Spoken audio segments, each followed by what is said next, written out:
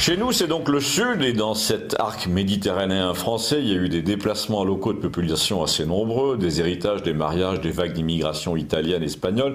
Mais pour rester cantonné au local, au national, il n'est pas rare de voir un vieux monsieur discret qui vient acheter son journal ou son tabac et qui refait une apparition soudaine au village après l'avoir quitté pendant 35 ans. Ou alors c'est le conjoint d'une dame d'ici qui vient de mourir et ce conjoint choisit de s'installer dans une maison que sa femme tenait de sa famille. Eh bien, cette année, c'est le cas d'un monsieur pas si vieux, nommé Claudius, un prénom pagnolesque, pour un type qui en effet vient de Marseille et qui a choisi d'habiter chez nous désormais parce qu'il nous dit heureusement que j'ai vendu, c'était plus possible.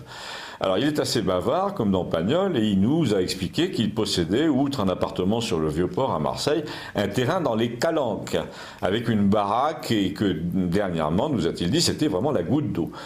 Son voisin avait eu sa voiture brûlée, les gosses du coin venaient explicitement brûler la bagnole pour motif religieux, nous a-t-il dit, ils écumaient les parkings en vêtements traditionnels, ils terrorisaient les baigneuses allemandes au nom du prophète, ils disaient rien n'est fait depuis 20 ans, au début je me disais je vais attendre qu'une milice se lève pour nettoyer ce terrain et rendre les lieux aux habitants, mais là je suis trop vieux pour attendre. Quand tu penses, m'a-t-il dit, que c'était le plus beau paysage de la terre, une eau pure, qu'on n'entendait rien, on voyait juste un scintillement comme ça au milieu des rochers, c'était vraiment très très beau. Et là, toute la journée, t'entends ces foutus scooters qui font de la roue arrière dans la poussière, c'est semé d'éclats de verre, on peut plus marcher pieds nus parce qu'ils enfoncent les vitres des voitures d'estivants pour piquer des trucs.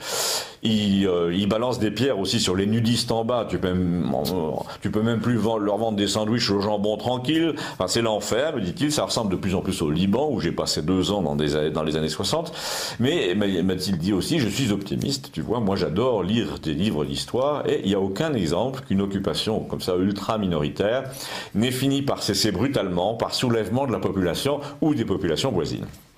Il suffit d'attendre. Malheureusement, là j'aimerais vous faire son accent un peu mieux, je suis trop vieux, donc maintenant je préfère Campagnol. La grosse différence, nous dit-il, c'est le silence, c'est que tu peux laisser ta porte ouverte, c'est que heureusement nous sommes à bien plus de 2 réservoirs de scooters des cités à problème, parce qu'à Marseille c'est simple, tu comptes le nombre de kilomètres qu'ils peuvent faire avec un scooter. Tu multiplies par 2, tu cherches les zones ensuite sans station-service et puis tu fais construire ta maison le plus loin possible. J'ai même connu un maire, nous dit-il, dans l'arrière-pays, là où j'avais ma maison avec ma femme, qui faisait poser en plus exprès des panneaux attention traversée de sangliers qui faisaient acheter par la commune sur un site internet. Alors qu'en fait il n'y avait pas tellement de sangliers pour être honnête. Mais bon, me dit-il en conclusion, tu m'as compris à demi-mot. Ben, je pense que vous aussi, vous nous avez compris à demi-mot, ça s'appelle Campagnol TVL et c'est sur YouTube. Merci.